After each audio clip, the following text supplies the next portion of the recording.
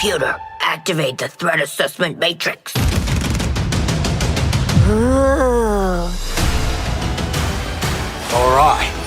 Toys, loaded guns. What are we waiting for? We can work with that. Hi, I'm Darius Sadigian, studio director at Rocksteady Studios. In our last episode, we talked about how Suicide Squad Kill the Justice League allows players to customize each character and their playstyle through story-driven mechanics. Man, if you gave me 5 minutes in there, you'd have the world's authority on microtech and all my inventions. Aw, he's so sweet. He's not gonna make it. The Suicide Squad gave us the scope, the narrative, the gameplay, and then the idea of being able to expand that, be able to take this further. It's gonna feel completely fresh.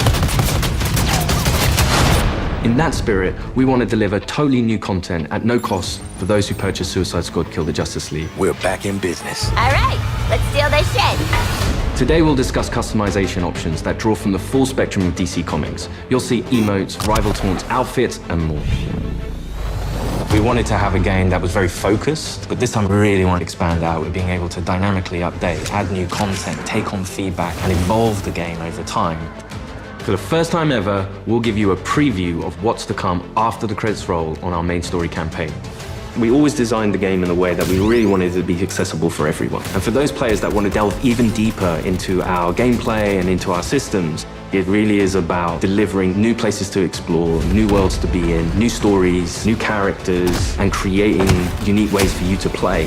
We're gonna give you the content you love.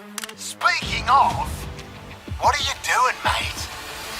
I'm smiling. Let's dive into Suicide Squad Insider Episode 3. Welcome to Task Force X. From the onset, Suicide Squad, being a squad, felt like the right fit for the kind of game that we wanted to make. You get to play with friends, you get to play on your own, but while you are playing on your own, you're playing with the squad, always.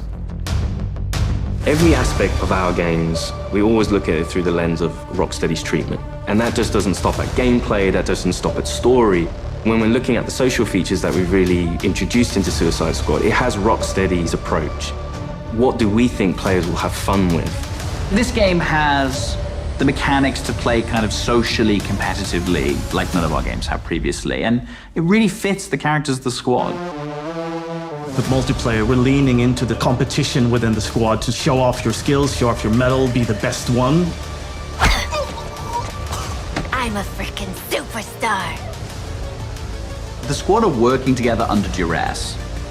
And so it's fun to add in mechanics to encourage the players to behave in the same way. So a lot of the time what you'll actually be doing is trying to get the highest score, which luckily helps you all complete the mission, but the best player in any mission becomes the squad leader in multiplayer for the next mission. How great was I? We have leaderboards for solo play, for playing with one friend, two friends, or a 4-player squad.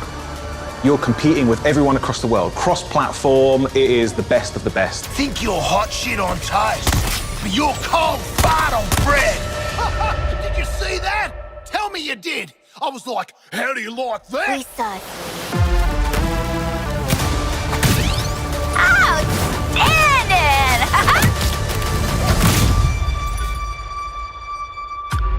There's some really fun incentives for playing together as well as playing competitively. You can use the equipment that other players have equipped on their characters in your squad with the AI playing as the characters. And those players whose bots you use get rewards for you using those bots. And that's a really fun feature that I think the players will be incentivized because they'll get something out of doing too. Farewell. We also have the rival taunt system, where on the leaderboards, if you pass your friends or anyone on your friends list who's also playing the game and you beat their score, well, next time they log in, they'll get this kind of funny quip just to show that, oh yeah, by the way, I beat you. Home run, baby. You boot up the game, you're logging in, and then all of a sudden on your screen you get Boomerang giving you the finger. I think fans are going to have a great time with our remote system. Allowing players to kind of communicate in different ways, really in playful ways. As Rocksteady, as creators, this was another opportunity for us to really engage with our characters, extend the narrative through the players' choices with a very cinematic eye.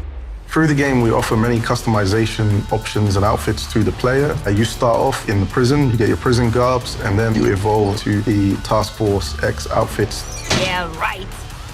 I was thinking something more fashion forward. The outfit customization in our game is vast, to say the least. With this game, Rocksteady will deliver a full story-driven campaign to players, including more cinematics than any previous Arkham game. For players who survived the war against Brainiac's forces and want to keep the adventure going, Rocksteady is ready. We very much knew we had a story to tell initially, and then we wanted to carry on feeding into that, and then changing up the gameplay to have a game that was going to evolve through post-launch content. Suicide Squad Kill the Justice League is going to be one of the most generous, player-friendly, post-launch experiences available. Every season we will have 2 episodes. Each season there's going to be a different spin on how you play, and will be heavily themed by a DC villain. So there's many, many layers of influence from the DC world on how you play and what you do. The seasonal content gets automatically dropped into the game each episode. There's no playable content locked behind a battle pass, and the in-game shop is for cosmetics only. You'll always be able to go back and play the episodic content. If you want to come back 6 months from now, that'll always be there. This is a totally player-friendly approach to letting you play the content you want to play when you want. The DC universe is massive, and in most games, you can only see or explore a tiny, tiny piece of it. But what's really cool about the narrative of Kill the Justice League is there's almost no limit on where we can go. Celebrating before the game is over.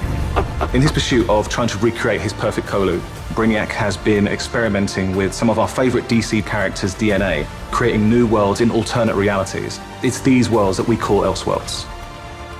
Brainiac is a genius of 12th level intelligence, but he's also trying to rebuild this civilization that he misses and is lost, and there is nothing he won't do to get there. New Kolu will be reborn. He's building a model of the multiverse. It's all gathering data. I will unlock your full potential to serve me.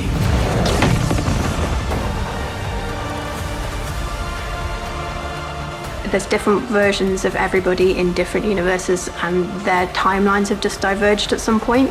We've got lots of amazing characters coming up in seasonal play that I'm really excited for players to meet. And the Elseworld principles gives us lots of flexibility and lots of room to put our own spin on them.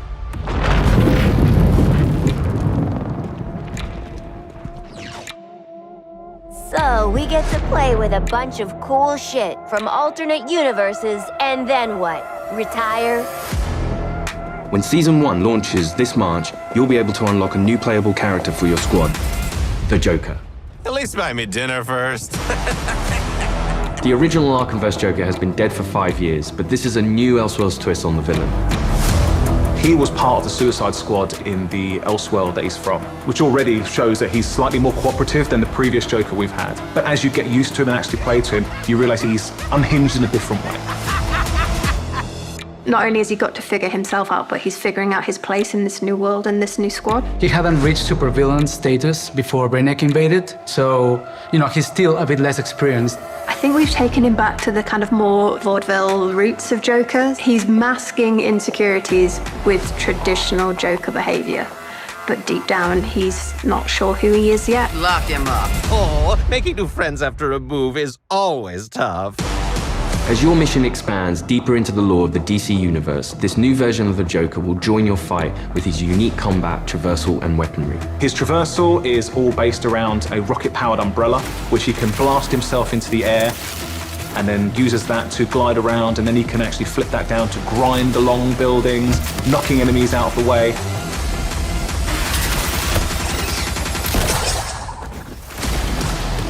And the kind of frantic, vertical and horizontal energy that he has means you've always got to be moving and always attacking the enemies.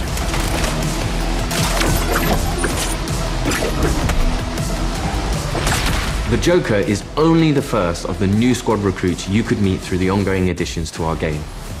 Over time, we can build up a library of characters that DC fans might not have expected to see in a video game, like a regular comic book release. I look forward to when the next issue's coming out. And in the same way, I hope people will look forward to the next episode from us. Whatever it is, I'm down. New environments, new characters, missions, challenges, gear, and more. All of this free content comes for players who own the game. We can't wait for you to see what the future holds. With Elseworlds, the possibilities are endless. How do you like that? Thanks for watching this series. We hope you'll join us for Suicide Squad Kill the Justice League, a third-person action shooter where some of the wildest villains of DC Comics join forces to save the world from its greatest heroes. No, that's mental. We're not doing that. God help us. Yeah. I think players are going to be surprised about the depth to which they can craft a character. It comes back to player choice and player freedom. Everything from melee strikes into gunplay, which you could then go into a traversal attack. All of the combat moves flow seamlessly into another. The squad can be garish, they can be loud, and playing together with your friends in a multiplayer space is a really unique experience that you can't get anywhere else.